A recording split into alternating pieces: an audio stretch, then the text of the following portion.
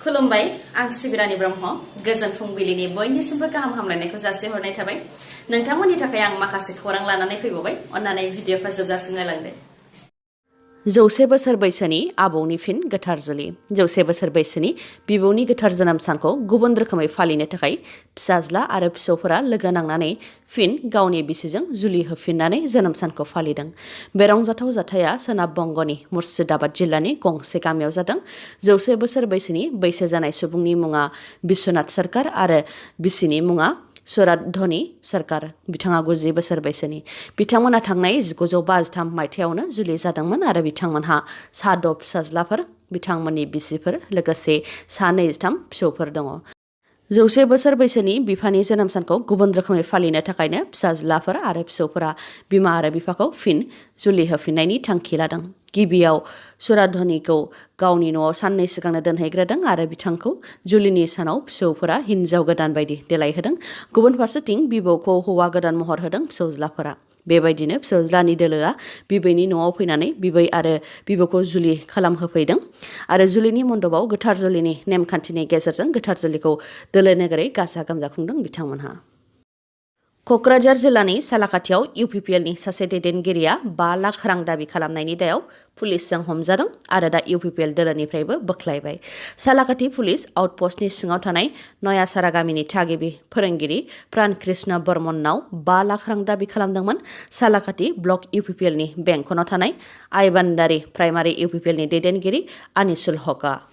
फोरोंगिरि प्राण कृष्ण बर्मना फोरमायथिनाय बायदिब्ला थांनाय 6 अक्ट'आवनो बिथांमोननि न'नि बाहेरायाव थानाय बेन्चआव गांसे लाइजाम गालांदोंमोन आरो लाइजामनि गेजेरजों 5 लाख रां दाबि खालामदोंमोन आरो रांखौ 9 अक्ट'नि गेजेरावनो होनो थाखायबो दाबि खालामदोंमोन, नङाब्ला फिसाजो-फिसाज्लाफोरजों गाज्रि खालामनायनि हुमखि होदोंमोन दुथाङा।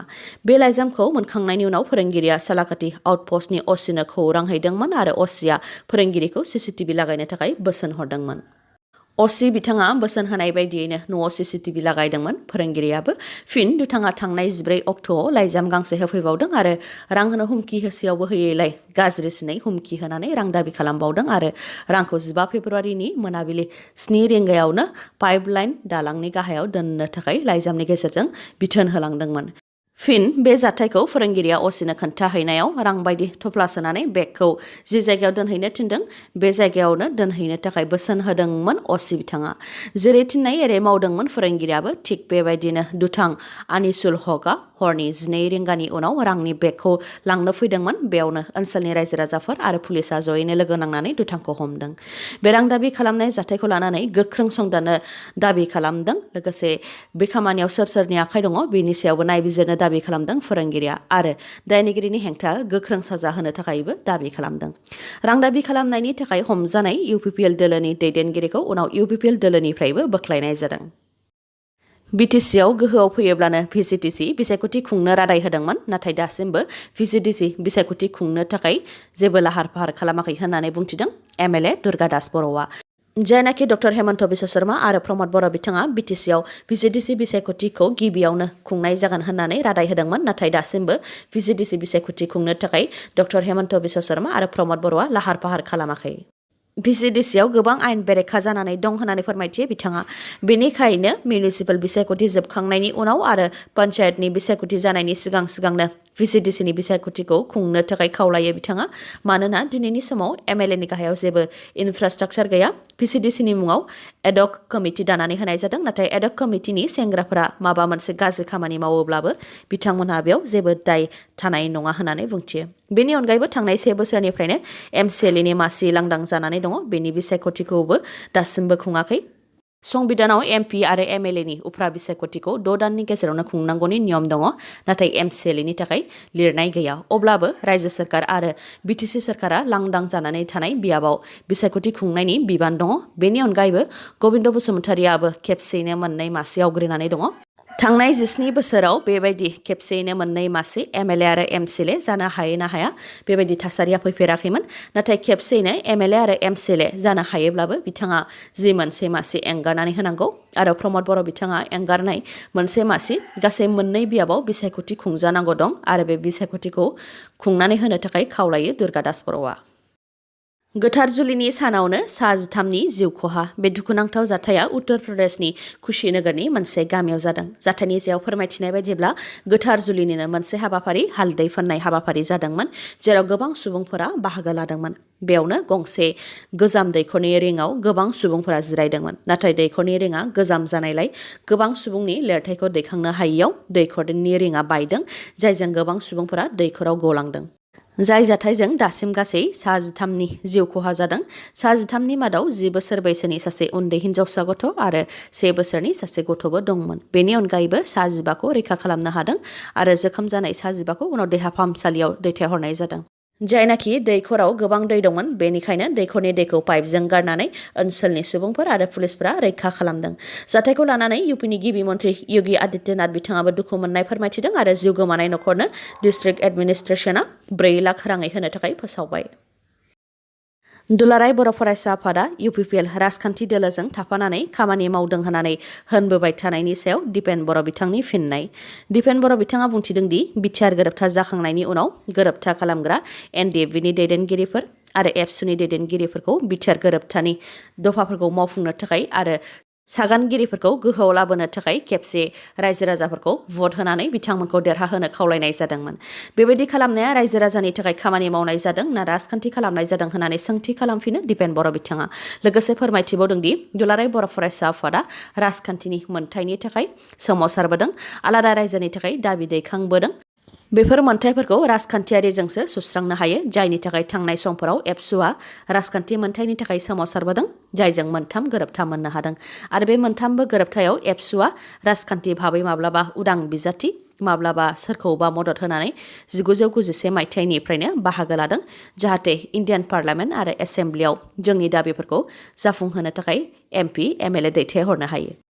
थांनाय 2001 मायथाइयाव जेब्ला BLT आरो एबसुआ सोमावसारदोंमोन, बे समावबो एबसुआ MP आरो MLA बिसायख'थियाव बाहागो लादोंमोन आरो देरहासार होनानै दिसपुराव MLA आरो दिल्लीयाव MPफोरा खामानि मावनो हादों आरो BTC गोरोबथा जानो हादोंमोन। 1993 मायथाइयावबो एबसु आरो बर' रायजो राजाफोरानो मदद होनानै सानसुमा खुंगुर बैसोमुतियारिखौ BSCनि चिफ बानायदोंमोन।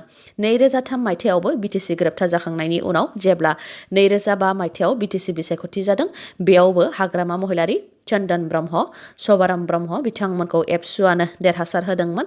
बेफोरजों एबसुआ हारिनि थाखाय खामानि मावनाय जादोंमोन ना राजखान्थि खालामनाय जादोंमोन होननानै सोंफिनो बिथाङा। आरो बेबायदिनो एखे रोखोमै बिटिआर गोरोबथा खालामग्रा NDFBनि दैदेनगिरिफोर आरो एबसुनि दैदेनगिरिफोरखौ दफाफोरखौ मावफुंनो थाखाय खेबसे बिथांमोनखौ गोहोआव लाबोनो थाखाय रायजो राजाफोरखौ बुंनाय जादोंमोन होननानै बुंथियो बिथाङा। बेनि अनगायैबो दिपेन बर' बिथाङा फोरमायथिबावदों दि बिटिआर गोरोबथानि दफाखौ अमित शाह बिथाङा 2024 मायथाइनि सिगांनो मावफुंनानै होजोबनो रादाय होदों। जुदि बेयो जायाब्ला बर' रायजो राजाया सानगोन हारिनि थाखाय सोमावसारनाया माब्लाबाबो जोबनानै थाङाखै आरो उनावबो जोबनानै थांनाय नङा होननानै बुंथियो दिपेन बर' बिथाङा। चिरां जिल्लानि बिजनी महकुमानि सिङाव उलुबारि ओनसोलाव हाग्रानि मुफुर फैदों। उलुबारिनि सानजा लारु गामियाव हाग्रानि मुफुर फैनानै ओनसोलाव उदखार खालामफैदों। हाग्रानिफ्राय गामि फारसे फैनाय मुफुरखौ ओनसोलनि थागिबि रायजो राजाफ्रा गोबां गिखांनाय मोननानै हाग्रा बिफाननो खौरां हरनाय लोगो लोगोनो हाग्रा बिफाननि मावफारियाफोराबो थांनानै मुफुरखौ हमनो मोनदों। उनाव मुफुरखौ मानास नेसनेल पार्कआव एंगारहैनाय जादों। गुबुन हारिनि अफिसारफोरा जेरैबायदि BTC एडमिनिस्ट्रेशनखौ सालायगासिनो दं, बेबायदियैनो 4 बोसोरनि बारा सालायलांबाय थायोब्ला जोंनि गोबां खामानिफोरानो आद्रा थालांगोन आरो BTCआ जोबस्रांगोन होननानै बुंथियो बिथां बिक्रम दैमारिया। बिथाङा बुंथिदों दि बिटिआर गोरोबथा जाखांनायनि उनावबो थोजासे बर' अफिसारफोरा BTC एडमिनिस्ट्रेशनखौ सालायनो मोनाखै। BTCआव गासै 19 सार्कल अफिस दङ, जेराव सासेबो बर' अफिसार गैया। गासैबो गुबुन हारिनि सार्कल अफिसार गोजा, नाथाय सार्कल अफिसनि गेजेरजोंनो गोबां गोनांथार हानि खामानिफोरा मावजायो। जुदि BTCनि सार्कल अफिसफोराव गासैबो गुबुन हारिनि अफिसार गोजाब्ला माबोरै BTCआव मोजां खामानि मावजागोन होननानै बुंथियो बिथाङा। बेनि अनगायैबो प्रजेक्ट डाइरेक्टर जाय जिल्लायाव सासेल' थायो आरो बे प्रजेक्ट डाइरेक्टरनि गेजेरजोंनो गामि ओनसोलनि जौगानायनि खामानिफोरा मावजायो, बेयावबो सासेबो बर' अफिसार गैया। BTCआव गासै सा 33 ब्लक डेभेलपमेन्ट अफिसार दं, बेयावबो सा 14आल' बर'। सा 14नि मादावबो माखासे बर' BDOफोरखौ गुबुनाव दैथायहरगोनखौ खोनानो मोन्दों होननानै फोरमायथियो बिथाङा। बिटिआर गोरोबथा जाखांनायनि उनावबो गुबुन हारिनि अफिसारफोरानो जोंनि बिटिसि एडमिनिस्ट्रेसनखौ सालायगासिनो दङ आरो बिथांमोनहानो बिटिसिखौ सालायलांबाय थायोब्ला आरो 4 बोसोरनि बारा सालायोब्ला गोबां खामानिफोरानो आद्रा जानानै थागोन आरो बिटिसिआ जोबस्रांगोन होननानै बुंथियो बिथां बिक्रम दैमारिया। लोगोसे बुंथिबावदि बेफोर खोथाखौ सरकाराव थानाय दैदेनगिरिफोरा खुगा बेखेवनो हायाब्लाबो गासैबो मिथिजोबगौ। बेनिखायनो सोर अफिसारा बबेयाव जिरायनानै दङ बेखौ जाहाथे माहारियारि आफादफोराबो नोजोर होयो बेनि थाखाय खावलायहरो बिक्रम दैमारिया। गसाइगावआव फिन एनकाउन्टार गानजा लांबाय थानाय गंसे ट्राकजों लोगोसे सानैखौ हमदों सिमुलटापु आउटपोस्ट आरो गसाइगाव पुलिस थानानि हानजाया। कक्राझारनि एसपि प्रतीक थुबे बिथाङा फोरमायथिनाय बायदिब्ला श्रोद खौरांनि सायाव बिथा खालामनानै सिमुलटापु आउटपोस्ट आरो गसाइगाव पुलिस थानानि पुलिस हानजाया श्रीरामपुराव सिग्रोमदोंमोन। बेयावनो गंसे ट्राकखौ सिग्रोमनायाव दोनखोमाग्रा जायगानिफ्राय मोन 55 पेकेटआव थानाय गानजा हमनो मोनदों जाय 350 केजिनि जागोन होननानै मिथिहोदों आरो बे दायाव ट्राक ड्राइभार सुमन नामु आरो हेन्डीमेन राहुल सरकारखौ एरेस्ट खालामदों। पुलिसा फोरमायथिबावनाय बायदिब्ला सुमन नामुनाव सोंनाय फिननाय लानायाव मिथिनो मोन्दोंमोन दि ड्राइभारा गावनि फालांगिनि थाखाय गुबुन मोनसे जायगायाव गानजाखौ दोनखुमादों। बे गानजाखौ लायनो थांनायावनो मोनानि खाबु लानानै पुलिसनि पिस्तल सेखनानै खारनो नाजादोंमोन सुमन नामुआ। बेयावनो सुमन नामुनि सायाव गुलि गावनो गोनां जादों होननानै फोरमायथिदों आरो बे जायगानिफ्राय 10 केजिनि गानजाबो हमनो मोन्दों होननानै फोरमायथिदों। जोखोम जानाय सुमन नामुखौ फाहामथायनि थाखाय कक्राझारनि आरएनबि देहा फाहामसालियाव थिसननाय जादोंमोन उनाव बरपेटा मेडिकेल कलेजाव दैथायहरनाय जादों। लोगोसे एसपिआ फोरमायथिबावदों दि जायनाखि गानजाखौ त्रिपुरानिफ्राय बिहार फारसे लांनो नागिरदोंमोन बेनिखायनो जानो हागौ बेयाव गेदेर ड्राग्स फालांगिनि सोमोन्दो दं आरो गावसोरनि बे फोरमानखौ दोनखुमानो थाखायनो हमनो मोननाय ट्राकखौबो सोरबा सावनानै होदों होननानै बुंथिदों। दिनैनि भिडिअआ एसेनोसै। गाबोन आरो गोदान भिडिअजों लोगो मोनफिनबावगोन। नोंथाङा दासिमबो आंनि चेनेलखौ साबस्क्राइब खालामाखैबा अन्नानै साबस्क्राइब खालामदो लोगोसे लाइक कमेन्ट आरो शेयार खालामनो दाबाव। गोजोन्थों।